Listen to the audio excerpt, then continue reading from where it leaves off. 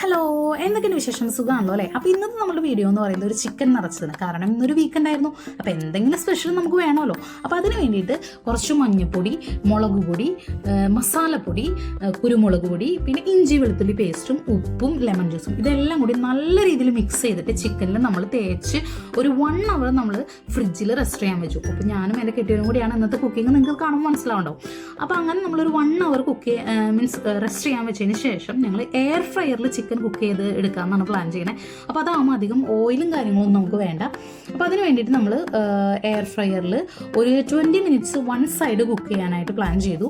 അങ്ങനെ കുറച്ച് ഓയിലും കൂടി ഞാൻ അതിന് മേലിൽ, വെളിച്ചെണ്ണ ഞാൻ അതിന് മേലിൽ ഒന്ന് സ്പ്രെഡ് ചെയ്ത് കൊടുത്തു. കാരണം അല്ലെങ്കിൽ ഈ ചിക്കൻ ഭയങ്കര ഡ്രൈ ആവും ഇതിൽ വയ്ക്കുമ്പോൾ.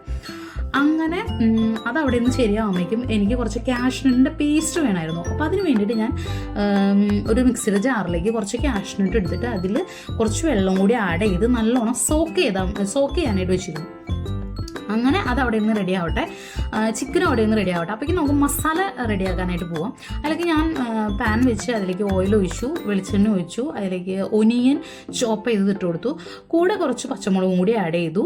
ശേഷം നല്ല രീതിയിൽ ഇളക്കി കുറച്ച് ഉപ്പും കൂടി ഇട്ടിട്ട് നമ്മൾ ഇളക്കി മിക്സ് ചെയ്തു.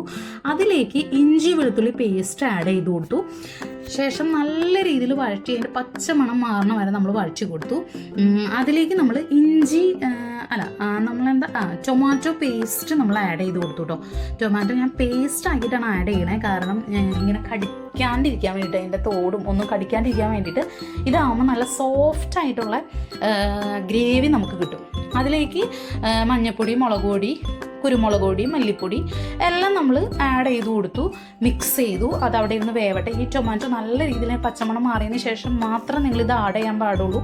അതല്ലാന്നുണ്ടെങ്കിൽ അതിൻ്റെ സ്മെല്ല് ഒരു സുഖം ഉണ്ടാവില്ല, മീൻസ് അത് വെന്തുണ്ടാവില്ല. അപ്പോഴേക്കും ചിക്കൻ നമ്മുടെ ഒരു സൈഡ് വെന്തുണ്ടായിരുന്നു. നല്ല പെർഫെക്റ്റ് ആയിട്ട് നല്ല ജ്യൂസൊക്കെ നല്ലോണം ഇറങ്ങണ്ടായിരുന്നു. അത് ഒന്ന് മറച്ചു വെച്ചിട്ട് നമ്മൾ 15 minutes മാത്രം കുക്ക് ചെയ്തെടുക്കണുള്ളൂ കേട്ടോ. കാരണം ഫസ്റ്റ് നമ്മൾ 20 minutes വെച്ചാൽ പിന്നെ 20 minutes വെച്ച് കഴിഞ്ഞാൽ പിന്നെ ഭയങ്കര ഡ്രൈ ആവും ചിക്കൻ.